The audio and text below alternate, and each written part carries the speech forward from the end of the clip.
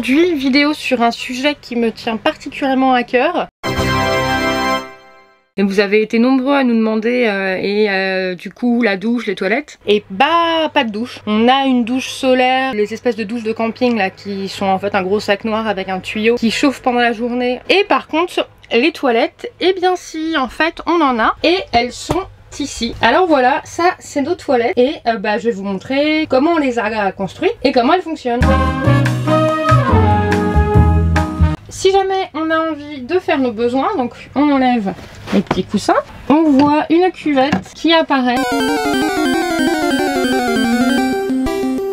En fait c'est composé en deux parties parce que dans les toilettes sèches qu'on a vu, lu, appris, entendu, c'est que ce qui sent mauvais c'est quand le pipi et le caca sont en contact et là effectivement ça devient rapidement une horreur. Nous ce qu'on a choisi de faire c'est d'opter pour ce qui s'appelle un séparateur à la source littéralement. Donc pour répondre aux questions qui arrivent, oui les garçons, soit vous visez très bien, soit vous vous asseyez. L'urine sort par ce petit trou.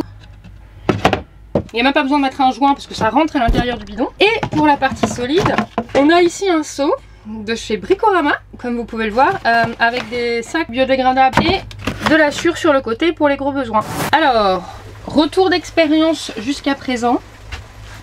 Pour le pipi c'est très bien. Genre ça se passe vraiment super. Bon on l'a utilisé que 2 fois parce qu'on préfère quand même aller à l'extérieur. Mais quand on n'a pas le choix, par exemple quand on a dormi dans Cologne, bah le soir tu peux pas vraiment sortir. Donc là ça se passe impec. On peut enlever les bidons, lui remettre son petit bouchon. Et là t'as aucune odeur, ça sent pas du tout. Et pour le caca, eh bien pas encore eu de retour d'expérience vu que pour l'instant on n'a pas eu besoin, mais a priori ça devrait plutôt bien fonctionner. On a plastifié avec des sacs de cours l'intégralité des toilettes au cas où il y ait des accidents. Je vous déconseille d'entrer dans les chiottes. Wouh! Comme ça c'est facilement soit nettoyable soit même enlevable et en remettre d'autres. Et puis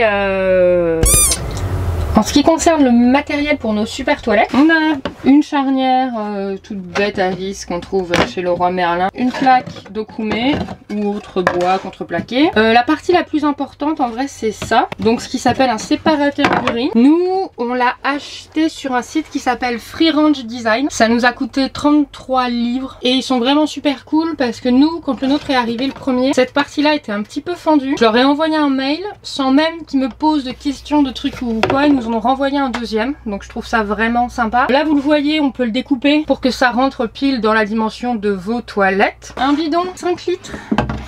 C'est donc du vinaigre balsamique, un seau Bricorama à 3 €, des sacs de course qui nous permettent de ranger la sûre, et puis voilà. Et puis il y a même un petit couvercle sur le seau Bricorama pour pas que ça sente si jamais un jour ça... Et puis les plaques d'aluminium, et puis c'est tout. On a des super toilettes.